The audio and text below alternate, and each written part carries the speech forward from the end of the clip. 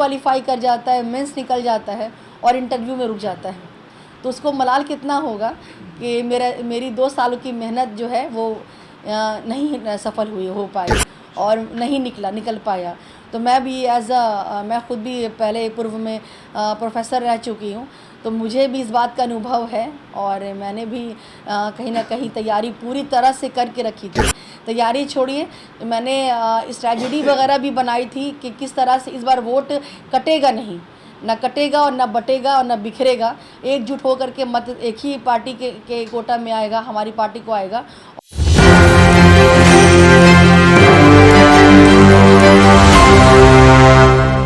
राष्ट्रीय जनता दल से हूँ और राष्ट्रीय जनता दल की अभी जो है अलायंस है, गठबंधन है, वो सभी पार्टियों से मिली हुई है, जिसमें कांग्रेस है, वीआईपी है, सीपीआई है, माले है, सारी पार्टियों से मिलकर हमारी गठबंधन चल रही है। तो जो हमारी पार्टी का जो निर्णय है और जो महागठबंधन का निर्णय है वो मेरे सराखों पे, मैं उसकी तहे दिल से इज़्ज़त करती हूँ और अपनी पार्टी की निर्णय को मानते हुए मैं ये सूचना देना चाहूँगी कि जो इस बार फैसला हुआ है हमारे महागठबंधन की ओर से प्रत्याशी उतारे गए हैं, मैं उनके समर्थन में हूँ। मेरा उनके साथ पूरा सहयोग है कि वो, मैं चाहूँगी मेरी बिहार शरीफ के लोगों को, आवाम को, जनता को ऐसा प्रतिनिधि मिले जिस तरह से मैं उनके लिए हमेशा खड़ी रही, उनके अच्छे में, बुरे में, सुख में, दुख में। मैंने बहुत क्षेत्र में काम किया और मैं बहुत तहे दिल से शुक्रगुज़ार हूँ कि मेरे लोगों ने मेरी मेहनत को सराहा, मुझे बहुत मोहब्बत दी, बहुत इज़्ज़त दी और बहुत सबका आशीर्वाद और प्यार बना रहा। तो ये प्यार और आशीर्वाद आपका सदैव मेरे साथ बना रहे। मैंने पूरी कोशिश की, जी जान लगाया कि टिकट मुझे मिले और मैं आपके बीच आज खड़ी रहती और मैं चुनाव लड़ती, लेकिन शायद इस भाग मेरी कोशिश पूरी नहीं हो पाई और कहीं ना कहीं जो है वो गठबंधन का फ़ैसला हुआ कि सीट कांग्रेस के कोटे में चली गई। अगर आरजेडी से सीट होती तो शायद दावेदार मैं रहती, लेकिन सीट ही चली गई कांग्रेस के कोटा में, तो मेरी पार्टी भी मजबूर हो गई कि अपना प्रत्याशी वो नहीं उतार पाई। तो जो भी रीज़न रहा हो, लेकिन मैं आपके बीच इस बार चुनाव नहीं लड़ रही हूँ। लेकिन मैं चुनाव नहीं भी लड़ रही हूँ तो भी मैं आपके लिए हमेशा खड़ी हूँ। जैसे मैंने सब दिन आपके साथ काम किया है, सब दिन आपके अच्छे बुरे में, आपके सुख दुख में धरातल पे मैं खड़ी रही हूँ, आपके बीच रही हूँ। आगे भी मैं ऐसे ही आपके साथ हूँ और मैं अपने लोगों की तहे दिल से शुक्रिया अदा करती हूँ कि आप अपना सपोर्ट मेरे साथ आगे भी बनाए रखें। ये हमेशा हमारे अनुसार चीज़ें नहीं होती हैं और ये सब तो चीज़ें राजनीति में लगी रहती हैं। कभी मुझे चुनाव लड़ने का मौका मिलेगा, कभी नहीं भी मिला, लेकिन ये सब चीज़ें तो राजनीति में जब आप है तो आपको फेस करना पड़ता है। लेकिन पार्टी से हुआ कि इस बार चुनाव के कोटा जो है वो सीट चली गई है दूसरी पार्टी के इसमें, और आप ऐसा नहीं करिए। और मैं, देखिए, मैं तहे दिल से पूरी निष्ठा और ईमानदारी के साथ मैं आरजेडी में आई ही थी कि मुझे तेजस्वी जी का विज़न बहुत अच्छा लगा। मैं एक पढ़ी लिखी महिला हूँ और एक यूथ हूँ, एक आज की आवाज़ हूँ। तो मैं ये जब उनका मैंने सारा काम देखा, उनकी मेहनत देखी, उनका विज़न देखा और बिहार को लेकर के उनकी जो एक सोच है, वो जो नया बिहार बनाना चाहते हैं, उससे मैं बहुत प्रभावित हुई और इसीलिए मैंने आरजेडी पार्टी ज्वाइन किया। लेकिन कहिए कि दुर्भाग्य से मुझे इस बार नहीं चुनाव लड़ने का मौका मिला। लेकिन मेरी ईमानदारी, मेरी निष्ठा आज भी पूरी तरह से जो है पार्टी के साथ है और मैं आगे भी पार्टी के साथ हमेशा इसी तरह से ईमानदारी से खड़ी रहूँगी।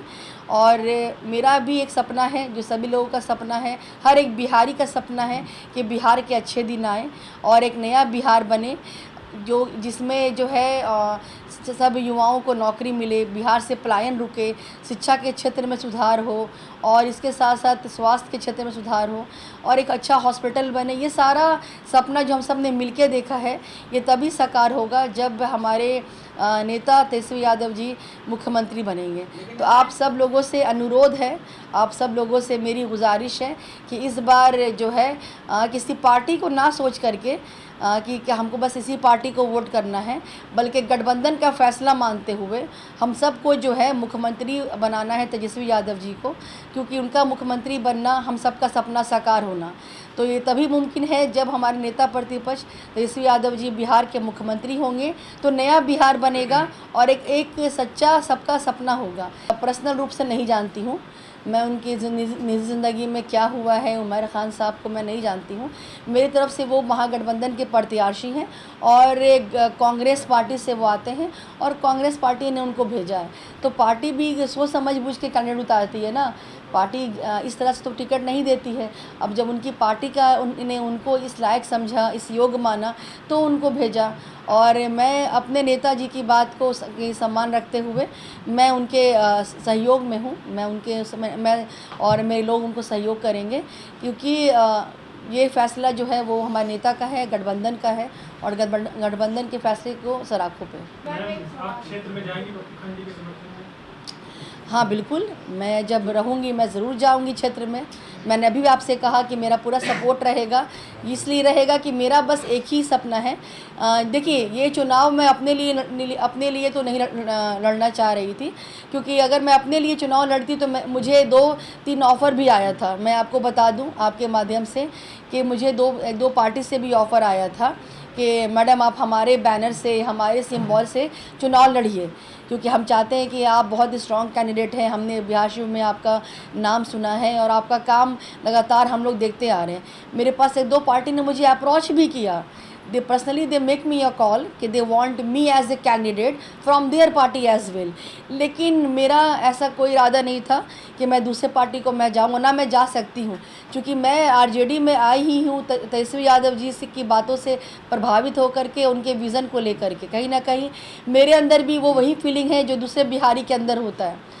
तो मैं भी चाहती हूँ कि बिहार के अच्छे दिन आए और नया बिहार बने और तेजस्वी यादव जी इस बार मुख्यमंत्री बने, क्योंकि जो उन्होंने कहा है उन्होंने वो किया है।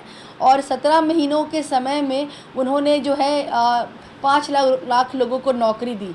तो जब उनको 17 महीने का समय मिला एज ए डिप्टी सीएम, तो उन्होंने इतना सारा काम किया, इतने लोग युवाओं को नौकरी दिया। तो जब उनको 5 साल का समय मिलेगा तो सोचिए ना, आपके बिहार शिव का ग्राफ कहाँ से कहाँ जाएगा।